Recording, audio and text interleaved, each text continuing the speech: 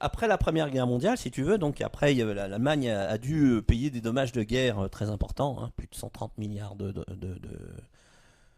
francs ou de Deutschmark, je sais plus, or.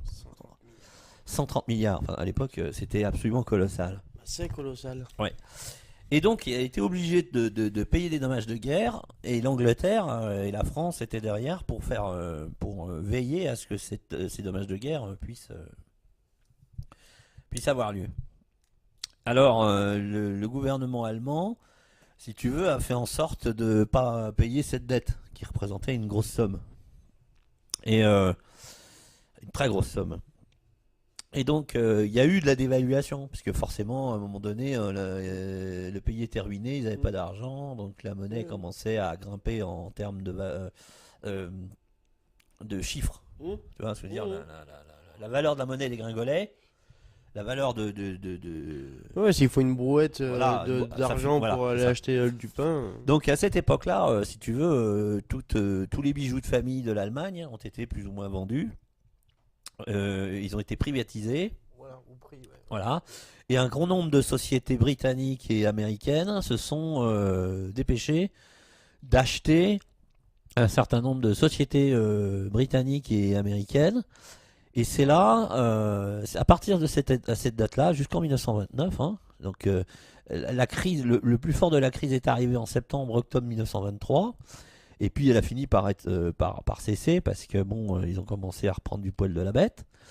Et, et c'est pour ça que si tu veux, une fois que l'Allemagne avait plus ou moins réussi à se débarrasser, enfin à lâcher en fait ses industries les plus lourdes, ses entreprises euh, les plus euh, les plus euh, les plus importantes, hein, les plus. Tu veux que je tienne ton micro? Oui, parce que en fait, voilà, c'est parce que je voulais montrer les conséquences de l'inflation. C'est pas par hasard d'ailleurs si je voulais montrer les conséquences de l'inflation pour, pour faire prendre conscience. Voilà, il faut sortir le billet de l'étude. Ah, pardon. Oui. C'est pour montrer un document. Il faut aller chez un numismate pour en avoir un. Attends, tiens, vas-y.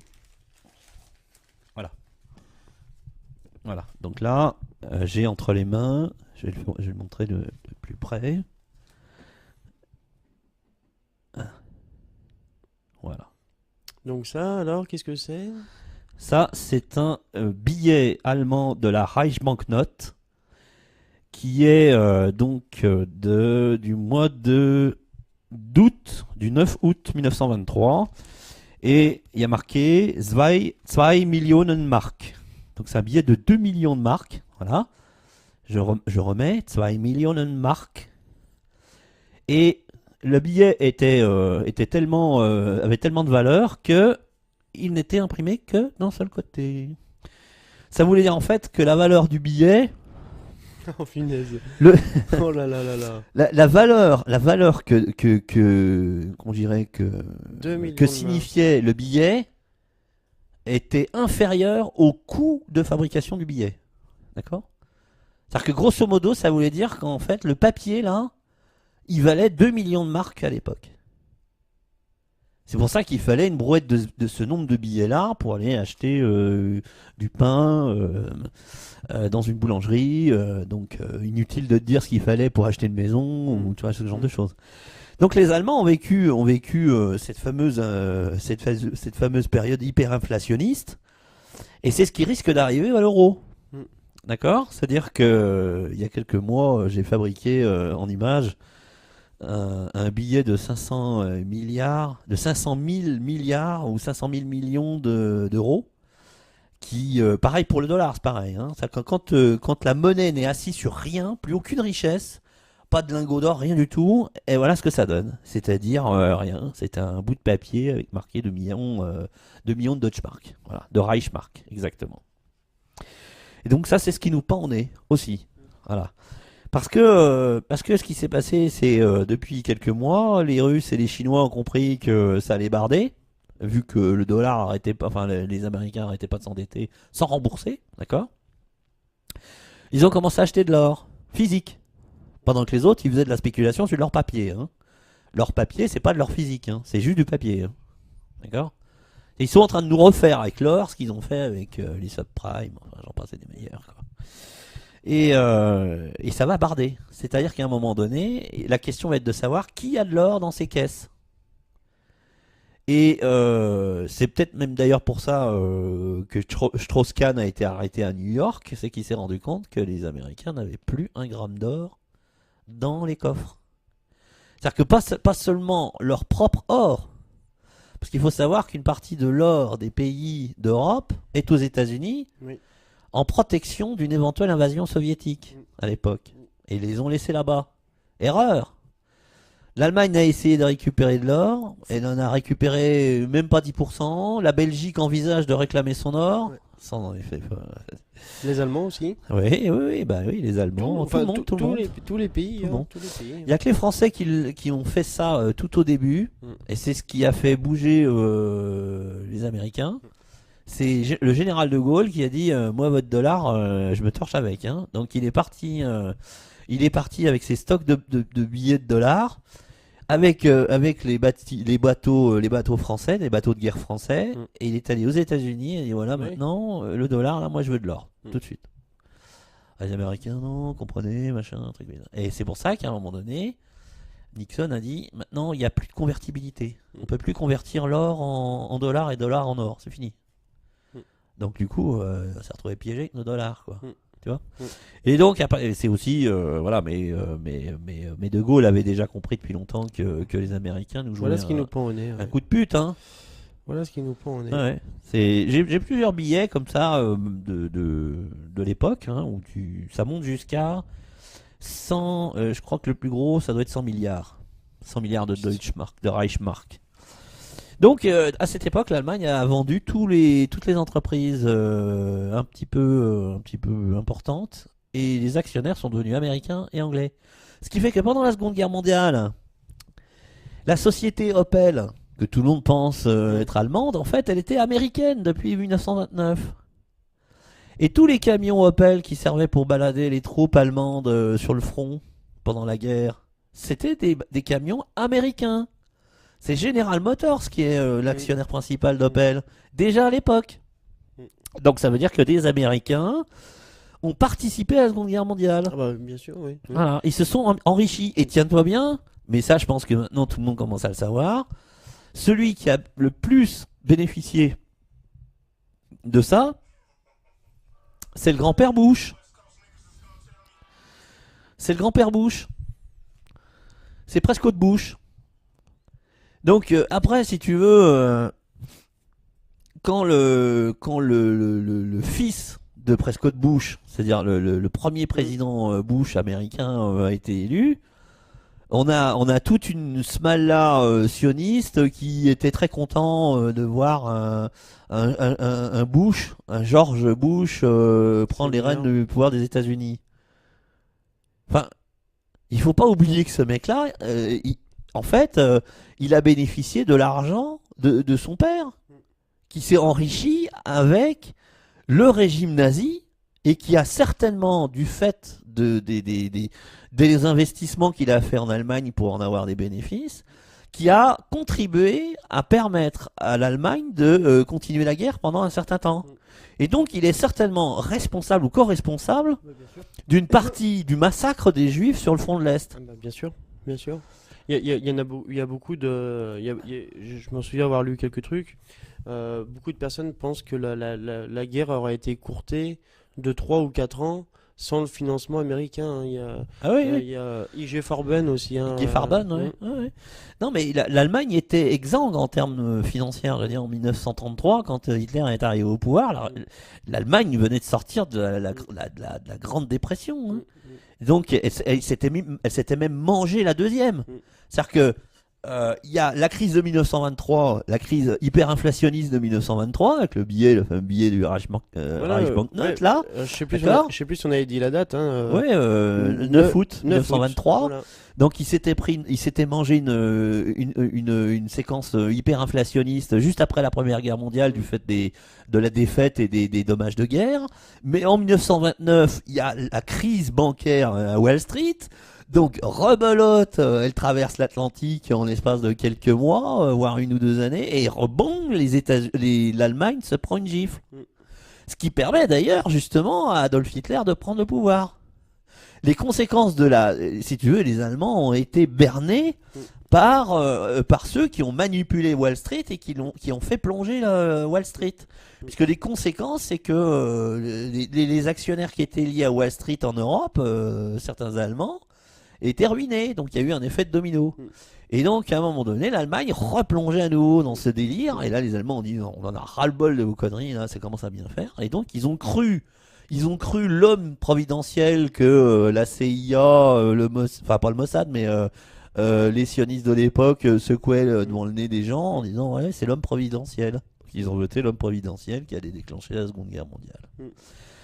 Avec le financement des sociétés américaines. Mais ça, tu trouves des informations chez Anthony Sutton, qui est qui est décédé maintenant, et qui est un universitaire britannique, qui explique tout ça, qui explique que les Américains ont financé la machine de guerre nazie. Ils sont allés même beaucoup plus loin. Ils ont fourni des armes aux Russes. Non, mais ils étaient de deux côtés, Ah de ouais, toute non, façon. c'est absolument infâme. Infâme.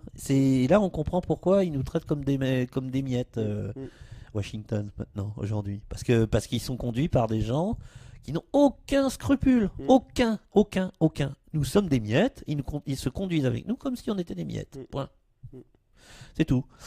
Il y a un autre, c'est Eustache Mullins, qui a écrit un bouquin sur la Fed, puisque là il met en lumière en fait toute la corruption de la Fed. La Fed n'est pas une... Enfin, la plupart des gens, c'est même d'ailleurs, c'est même tellement grave que les gens ne sachent pas, c'est que il y a même des gens qui travaillent dans les banques qui ne savent pas ça, mais la Fed n'est pas un organisme public. Ah bah non, bien sûr que non. C'est une société privée. La Banque fédérale américaine n'est en aucun cas liée à l'État américain. Ah non, elle appartient pas du tout. Ça c'est quelque chose qu'il faut marteler. Hein. Voilà. Elle appartient pas au gouvernement américain. Absolument. Absolument. Ils sont liés à la Seconde Guerre mondiale, bien sûr. Tout ça, financement des nazis, j'en passe les meilleurs. Le conseil d'administration est tenu par des grandes banques, par des familles, les plus grandes familles de banquiers de la planète.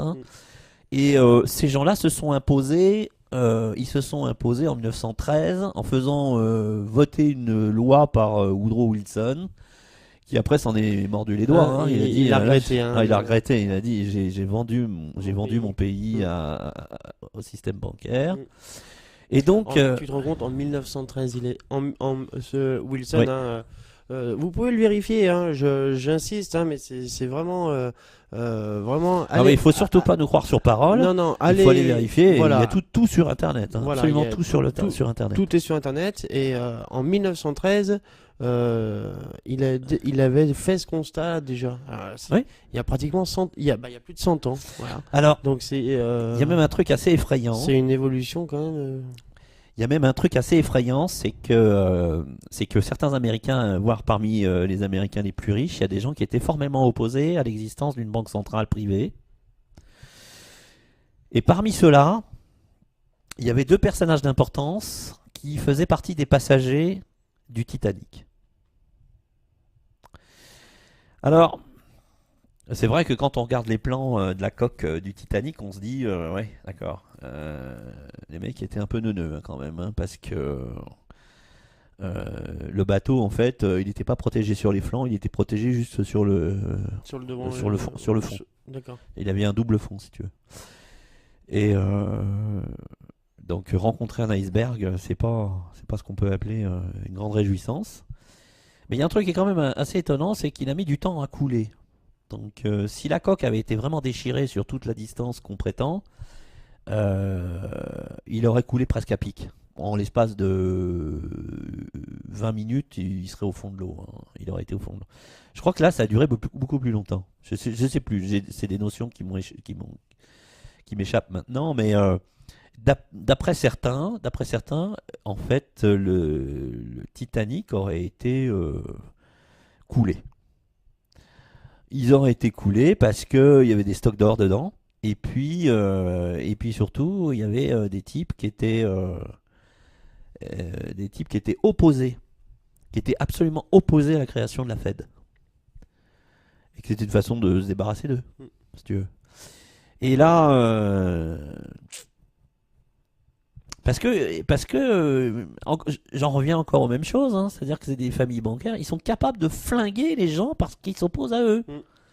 Ils sont capables de les flinguer, ils sont capables de faire n'importe quoi pour aller jusqu'au bout, pour se permettre ce genre de choses, pour permettre de mettre en place un système qui parasite l'humanité, qui le pille, qui le détruit.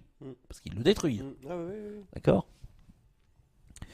Voilà, donc il y a des liens très directs entre la Fed, la Seconde Guerre mondiale, toutes ces choses-là. Et puis l'économie actuelle. Hein, L'économie actuelle, tout ça, il y a des liens très directs. Pourquoi est-ce qu'ils veulent, pourquoi ils s'en prennent à la Syrie, pourquoi ils s'en prennent à l'Ukraine. Enfin, tout est lié, tout est lié, tout est lié. Et le lien de tout ça, on fera une émission là-dessus. Le lien, c'est les jésuites. Alors ça, je suis certain, hein, c'est quasiment vendu d'avance, qu'un grand nombre de gens qui vont nous écouter vont se dire, les jésuites, ah bon, qu'est-ce qu'ils ont fait Beaucoup de gens les connaissent. Beaucoup de gens les connaissent, mais ce qu'ils connaissent d'eux, c'est juste les prières, c'est juste des gens, tu vois, qui vivent dans la pauvreté, qui sont des religieux, etc., etc., etc. Mais en fait, quand on connaît l'histoire de l'ordre, tout ça, ce n'est que de la façade. Et quand on sait ce qu'ils sont capables de faire, ça fait parcourir à l'échine un courant électrique, comme un courant électrique, tu vois, d'effroi. Parce que il suffit de se pencher sur l'histoire des jésuites pour se rendre compte que c'est des gens extrêmement dangereux, extrêmement nocifs. Et que l'origine de tout ce qu'on est en train de raconter là, hein, de tous les problèmes de l'humanité, le système bancaire, etc., c'est eux. C'est eux. C'est eux. Les deux guerres mondiales. Oui. C'est eux qui ont essayé de s'introduire à la cour d'Angleterre avec la façade de religieux. Et ça n'est pas passé parce que même en trafiquant la Bible et en faisant croire à certaines choses, les Anglais se sont défendus, ils ont résisté. Donc comme ils n'ont pas pu rentrer par la religion, ils sont passés par la porte de service avec la dette. Avec la dette, hein. Ils ont fomenté une guerre entre l'Angleterre et je crois l'Espagne ou la France. Et ils sont arrangés pour faire en sorte de financer cette guerre. Donc ils ont gagné du fric, hein, là-dessus. Puis quand l'Angleterre était bien ruinée, ils se sont dit, on veut bien vous prêter de l'argent, mais enfin faut que vous nous laissiez un petit peu des rouages de décision dans votre... parce que vous pouvez pas vous endetter comme ça et puis vous nous remboursez pas, tu vois. Et c'est exactement la même technique qu'avec l'arrivée de Macron à l'économie, hein. C'est la même technique. Tu crées la dette, tu t'envoies déjà... Alors la première des choses, c'est que tu envoies des traîtres qui font des études, tu t'envoies des traîtres dans le pays qui prennent des responsabilités. Ces responsabilités, on leur dit, tu crées des dettes, il faut que tu crées des dettes, il faut que tu dépenses du fric à gogo, n'importe où, n'importe comment, il faut que tu crées des dettes. Après, une fois que tu n'as plus d'argent, on t'emprunte, donc là tu crées des dettes. Et nous, à ce moment-là, on rentre dans le jeu. C'est pour ça qu'en 73, ils ont pris deux pignoufs, hein, Pompidou et Giscard d'Estaing, et ils lui ont dit, tu fais un décret là, puis tout de suite, hein, puis tu fais un décret, on va endetter la France. Après tu dépenses à foison, tu détournes du fric, tu mets ça sur les comptes en banque. Je sais pas que c'était pas forcément, j'ai pas dit que c'était pas forcément Pompidou ou Giscard qui a fait ça, mais les autres qui ont suivi derrière, un grand nombre, à mon avis, qui sont pas gênés, ils sont pas gênés. Ils vont continuer à endetter. On leur a dit crée de la dette. À vider les caisses et puis voilà. On leur a dit crée de la dette.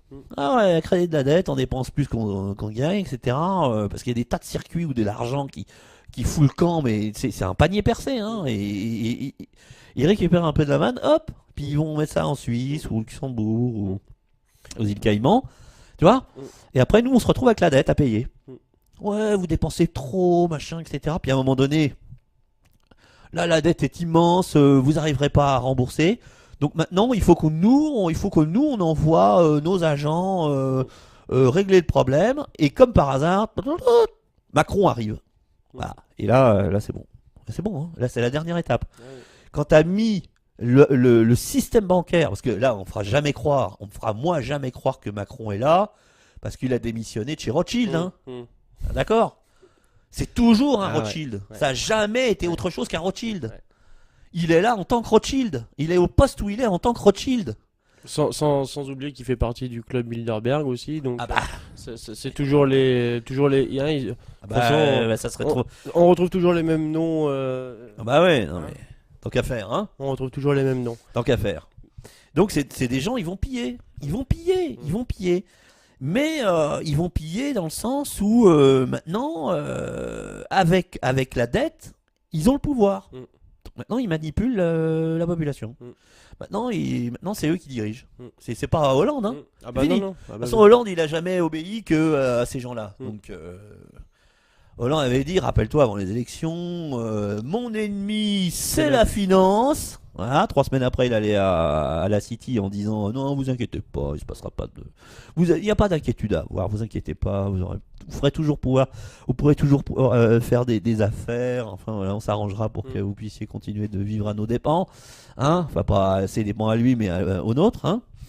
Et voilà, hein. C'est comme il dit, hein. Ça coûte pas cher, c'est l'État qui paye. Ouais. Voilà. Donc c'est tout dit, hein. Il a en une phrase. Ah ben c'est du lapsus. C'est même plus du lapsus les révélateurs là, c'est carrément l'imbécilité crasse qui s'exprime d'une manière franche et nette. Tu vois, c'est comme s'il disait aux Français, je suis désolé, je pense que vous êtes des gros cons et que je vous encule et je suis content de le faire. Et puis de faire oups, oh pardon, j'ai dit la vérité. Ah bah pour une fois. Non, c'est vrai, non mais c'est ça quoi, c'est absolument infâme. Ouais. C'est absolument infâme. Ouais.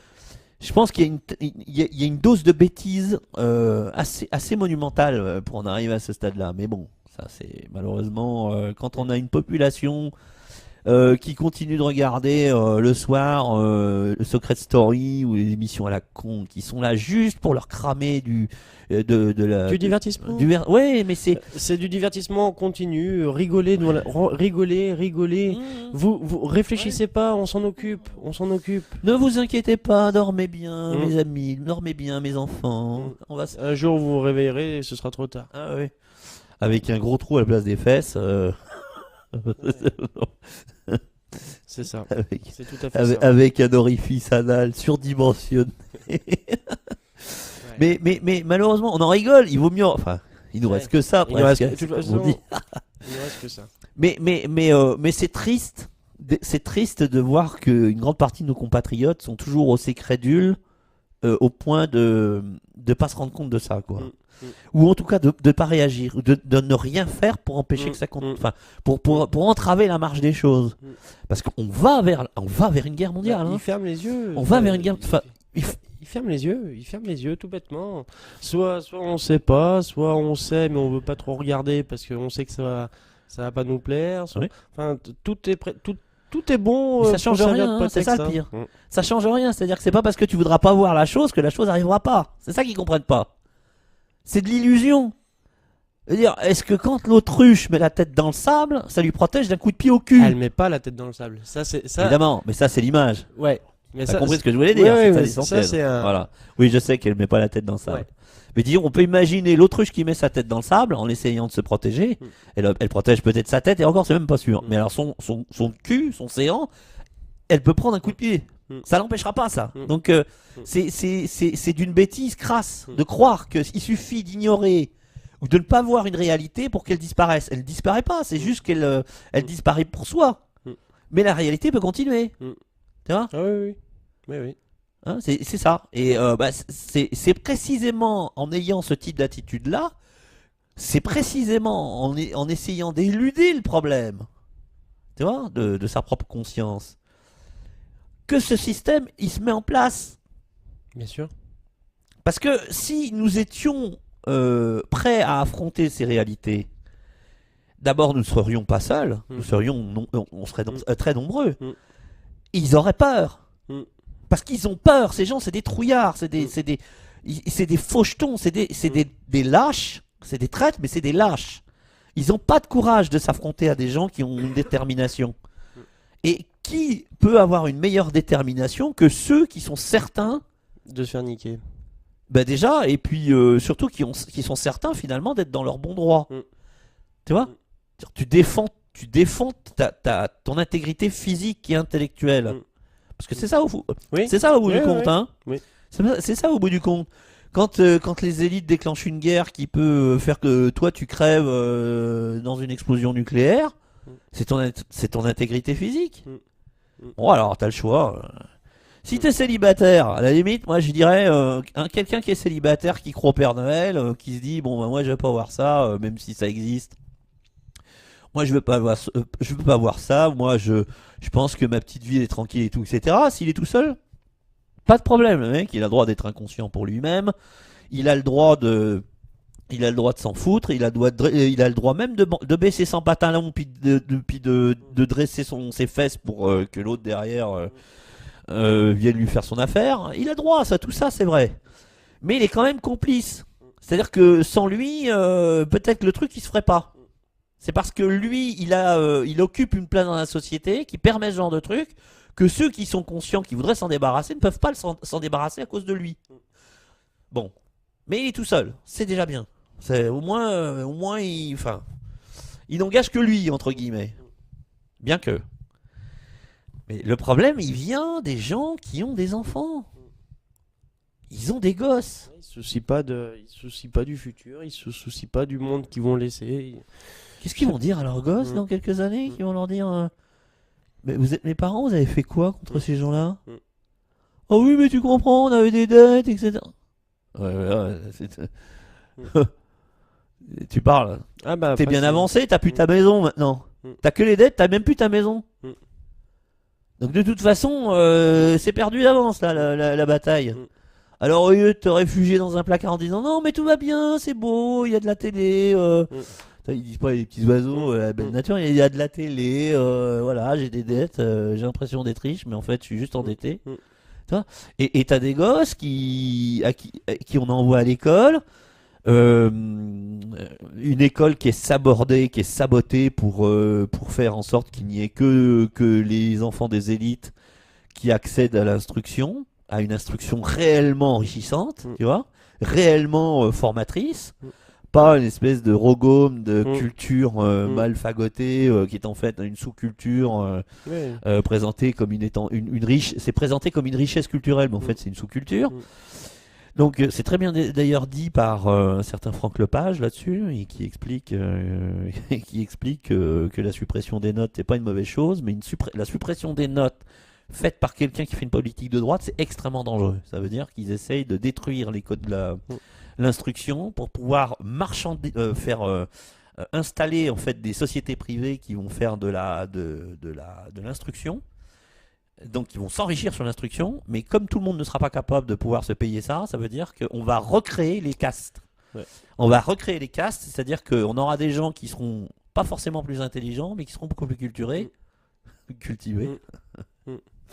à force de tendre les mots pour leur faire dire, donner l'impression d'être stupide, mais enfin, bref. Donc on crée des castes, on recrée des castes cultivées qui vont diriger les miettes que nous sommes. Alors qu'il n'y a pas plus d'intelligence chez eux que chez nous. Hein. Non. Non, mais c'est sûr. Parce que l'intelligence, ça vient pas de l'instruction. L'instruction, c'est ce qui permet de nourrir l'intelligence. Mais l'intelligence et l'instruction, c'est deux choses différentes. T'as des gens qui sont nés sans instruction et qui étaient extrêmement intelligents et qui, avec le peu d'instruction qu'ils ont eu, ils ont fait des choses géniales. Et il y a des gens qui ont une très grosse instruction qui sont d'une bêtise crasse. C'est bien la preuve que ça n'est pas la même chose. Voilà. Donc ils sont en train d'instrumentaliser l'instruction pour recréer les castes en détruisant l'instruction comme elle était accessible à l'époque à tout le monde. C'est-à-dire qu'il y avait vraiment une égalité d'accès. Voilà. Et c'est toujours pareil, les mêmes buts, les mêmes objectifs. C'est du pouvoir. Une médiocrité ambiante. Voilà. Enfin, là, là-dessus, il y a une petite. Il y a une petite photo que j'aime beaucoup.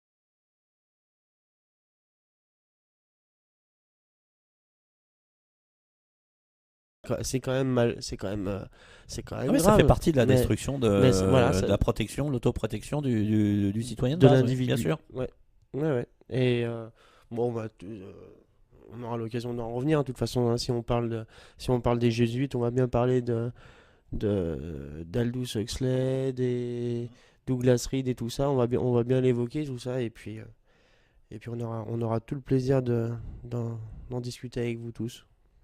Oui, parce que ça, c'est important. Les émissions qui sont tournées, après, bah, vous avez probablement des questions et des réactions, et que bah, c'est tout l'intérêt de pouvoir nous transmettre ça. Alors, il y a dans la présentation, la toute première vidéo qui dure 7 minutes, je crois à peu près, Mhm. il y a le numéro de téléphone auquel vous pouvez nous joindre et vous pouvez nous laisser des messages sur le répondeur. Mhm. Et on pourra éventuellement faire même une émission avec des gens qui interviennent en direct par le téléphone et avec qui on discutera, on dialoguera Mm.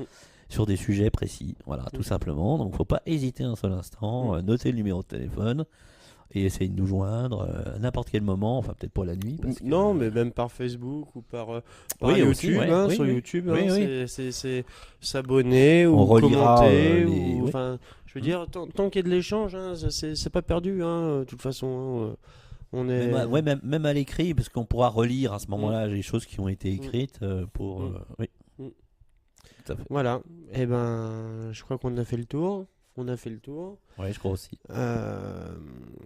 On vous dit à bientôt et puis n'hésitez pas, comme on vient de le dire, hein, à nous appeler ou à partager le contenu et puis à ce qu'on se fasse tous ensemble un petit éveil des consciences et qu'on puisse tous ensemble décider d'un modèle de société pour peut-être pas, mais en tout cas d'une nouvelle façon de voir les choses dans les jours, les mois et les années qui arrivent. Ben oui, parce qu'il y a des solutions. Mm. On essaie de nous faire croire qu'il n'y a qu'une seule solution à une infinité de problèmes, alors qu'en réalité, quand ça les arrange, ces gens-là, ils nous disent qu'il y a une infinité de solutions à un seul problème. Mm. Voilà, donc c'est Mm. pareil, il y a C'est une possible. infinité de solutions à un seul problème. Voilà, merci de nous avoir suivis. Merci à bientôt. tous. Au Au revoir. revoir.